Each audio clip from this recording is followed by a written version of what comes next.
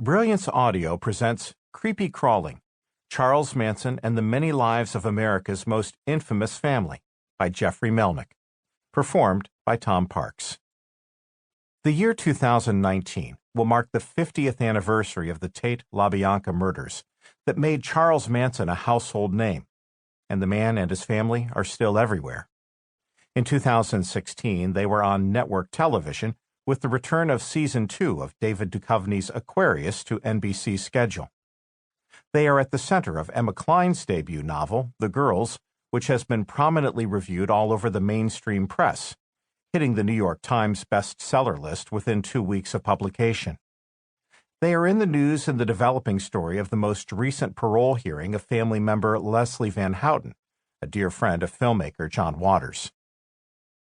During 2016 and early 2017, Manson's presence, at once frightful and comic, took on added resonance in the context of Donald Trump's campaign for and ascension to the presidency of the United States. Given that Manson has served for decades as a kind of shorthand for charismatic pathology, it would have been hard to resist Manson-Trump juxtapositions. So, during the campaign, multiple internet rumors about Manson's putative endorsement of the candidate circulated. More than a few compared Trump to the cult leader with respect to the power he held over his followers. In the early days of 2017, when Manson was rushed to the hospital for an undisclosed health emergency, Andy Borowitz at The New Yorker and other comic writers suggested that now the president-elect would have to take the cult leader's name off his shortlist to fill the Supreme Court seat of Antonin Scalia that had been denied Merrick Garland by Republican obstructionism. Others noted similarly that when they saw Manson's name trending on social media after his health scare, they at first assumed it was because Trump must have named him to a cabinet position. Most efficient of all was a widely circulated GIF that simply put video footage of Trump and Manson side by side, so that viewers could observe and draw conclusions from the similarities in their exaggerated facial expressions, which often take the form of nonverbal insults. We also find that Scott Michaels is continuing to do brisk business with his Helter Skelter van tour, part of his larger, dearly departed tragical history business. The tour, as Michaels has explained, brings victim people and Manson people together to drive around Los Angeles and see everything from the restaurant where Sharon Tate and her friends ate their last meal, to the apartment where the daughter of Lino and Rosemary LaBianca lived with her boyfriend, who, according to the tour guide, was definitely a biker and may have been tied up with the Manson-affiliated Straight Satan's Club. When I took the tour, it became clear to me that part of Michaels's business involves using the Manson case to entertain folks who are celebrating birthdays and other major life events. As 2017 began, Manson's staying power was undimmed.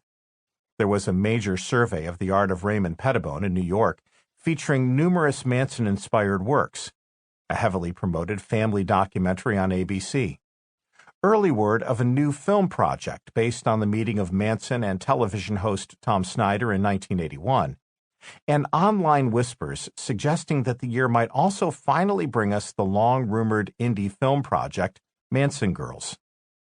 Manson was present in trailers for a narrative film, Bigger Than the Beatles, released in 2017 that traced out the relationship of Manson and Beach Boy Dennis Wilson, and in well-promoted teasers about Manson-related movies from prestige film directors Quentin Tarantino and Mary Harron. Manson's death in November 2017 is not likely to change much about how he has operated in and on the American consciousness. The coverage of his demise at 83 did not show any indication that the volume was being turned down. The sober paper of record, the New York Times, headed its obituary with a phrase that described Manson as the wild-eyed leader of a murderous crew. Twitter was briefly aflame with the news and was largely taken up with baby boomers instructing millennials why they should not be commemorating the event with R.I.P. Charles Manson. As the year ended, Manson appeared near the top of almost every list of major celebrity deaths, and rarely was he treated with anything other than the ritual horror that has so often attended mention of his name.